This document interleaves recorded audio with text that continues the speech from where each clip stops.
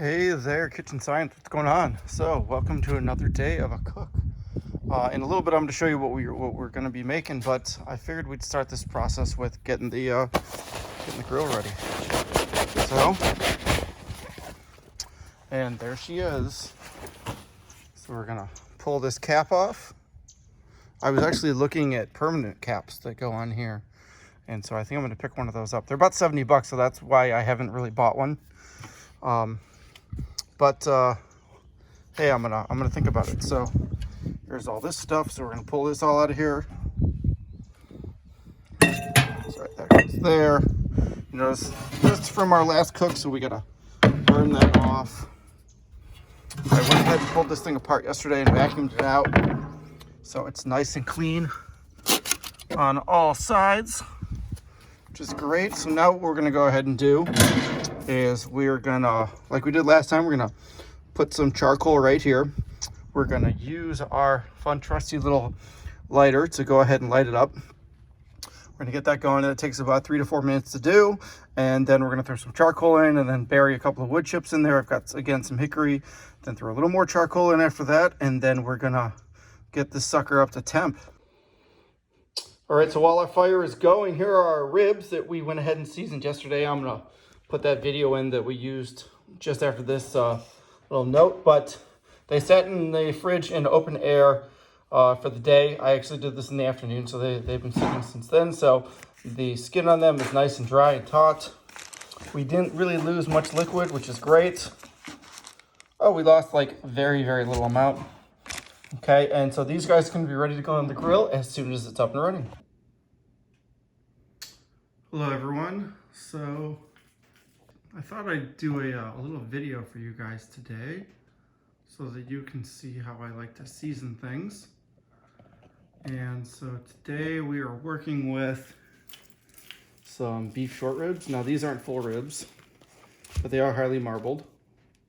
You notice they were cut. Normally they would continue their length down to about here. But I didn't end up getting those. I ended up getting these guys. So this is what it looks like when you buy them at the store. Beef short ribs, $8 a pound. About 20 bucks is what I spent for it. And a lot of people will pull the fat off. I don't really like to pull the fat off of these. And if they were bigger pieces, I might go ahead and take these little corners off. But the marbling on them is pretty decent. They already went ahead and took the sinew off the back. Some think that that's good to go ahead and keep on. I really enjoy eating beef ribs, and they're quite hearty when you eat them off the bone like this. So we're gonna see what these guys do. They're gonna shrink up to be about like that. So from here to about here, and then they're gonna puff up and puff out a little bit too. So some of this meat will start to pull off the bone. But I wanted to walk you through my seasoning practice and what I like to put on here. So I figured I would start there. So first, you want a good amount of black pepper. I like mine fresh crushed. I know that a lot of people will buy the 16 mesh, and there is nothing wrong with doing that, but I'm a big fan of adjusting the knob down here to getting it to the size that I want, and then going from there. So you want a good amount on, because that's what's going to help make your bark. And when you put it on, as you can see, you want to give it a little tap to make sure that it sticks. The meat itself just came out of the package, so it's still pretty moist to the touch, so I don't really worry about any of that changing. But I want to make sure that I get it all mixed on all sides, even the bone side. And I bought this off Amazon. This is Tallow Cherry Black Pepper. I think it was like $8 for a pound, which is pretty good. So once this is on, then I go ahead and I do my salt next, and then I do my finer spices. Today we're going to use a little bit of ground cumin and a little bit of garlic powder. So it's the same idea. You want to be a few inches above the meat. Put the salt on. And when you season these, you want to go heavy seasoning, because a lot of this is going to go ahead and fall off as it cooks. And this is, I'm not a fan of Diamond. I like Morton's Kosher, so that's what I like to go ahead and use for mine. We're then going to throw just a little wisp of So it's not a ton of ground cumin, but it's just enough to let you know it's there. Because a lot of this is going to go ahead and get covered up. And I do season all sides because, in my opinion, it does matter. And I'm going to let these sit in the fridge overnight. I'm going to do the smoke tomorrow. But I just want to give you guys an idea. And you'll notice I haven't done the ends yet because this is one of my favorite things. You take the end and you just kind of pick up everything that was there that's left on your paper. You'll notice I'm doing this on a piece of parchment. And I'm doing that because it makes it easier for me to do things like this. To sort of pick up everything when I'm done with it. So I will take this guy. I will put him on a wire rack. I will let him sit open in my refrigerator until tomorrow morning. So at least 8 to 12 hours. And then we'll go ahead and we'll pop him on the smoker. Hey there, everybody. So it's been about an hour. You'll notice our temp is like right on the money. Like 257. We're going to burp this sucker. Oh, look at those guys. Look, they're starting to pull back a little bit. You can see. All right. You'll notice I stuck a potato in here to go ahead and give me some kind of an idea of what my temperature is going to be. But what I'm thinking I'm going to do is we made picante last night. And by the time I got to the center, it wasn't raw, but it was definitely not as much as I wanted. Plus, I had some of this fat right here. I still wanted to go ahead and let it render down a little bit. So I'm going to take this sucker. I'm going to put my thermometer in this, and I'm going to let this guy go until he gets up to about 125 degrees, 130 degrees, and then this is going to be my lunch. So I'm really looking forward to this. All right, everyone. Not sure you can hear this. We've definitely got some sizzling going on. You can see our temp. We're sitting right around 275. So we've got our big bone is temped at, so sitting around 167, and our little bone that we're at is about 190. So it's definitely time to open this guy up. Look at those. Those look amazing. So what we're going to go ahead and do is we're going to pop them into some peach paper. And I've got this guy here just holding this down.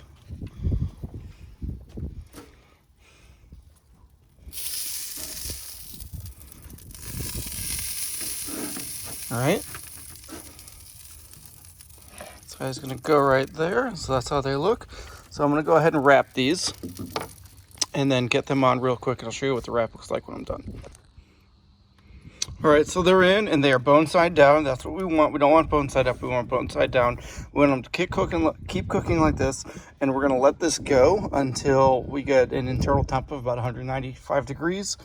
On that large one, which is where the meter thermometer still is. And as soon as that's done, then we'll pull them off. We'll wrap them in foil. We'll let them rest. And then we'll go ahead and we'll try them out. All right, everyone. So it's been about 4 hours. And our temperature is 195 on our meter.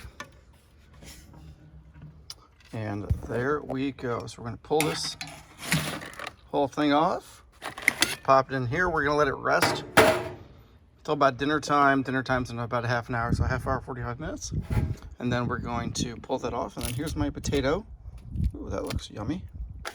Put that there, and that's pretty much it. Now, meal is done. We're not going to be going back on here. We're going to eat it straight from here, but look at all that fat. All that beautiful fat. I'm looking forward to eating this. All right, everyone, so the ribs are done. They've been resting for about a half hour now. So let's go ahead and let's open them up. This potato has been smoking the entire time. I wonder how good it's going to be. It smells amazing. Let's see. Oh, look at all that. Look at all that yummy, yummy fat. Oh. Oh. Oh. Oh, I'm so glad I'm doing this on my counter and not outside. Oh my God, look at that.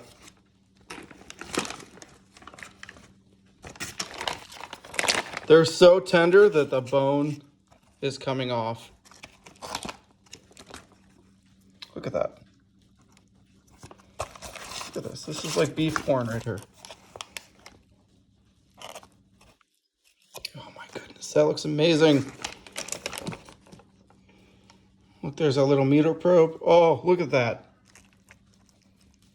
This is what we want. This is what we want to see. out of beef ribs.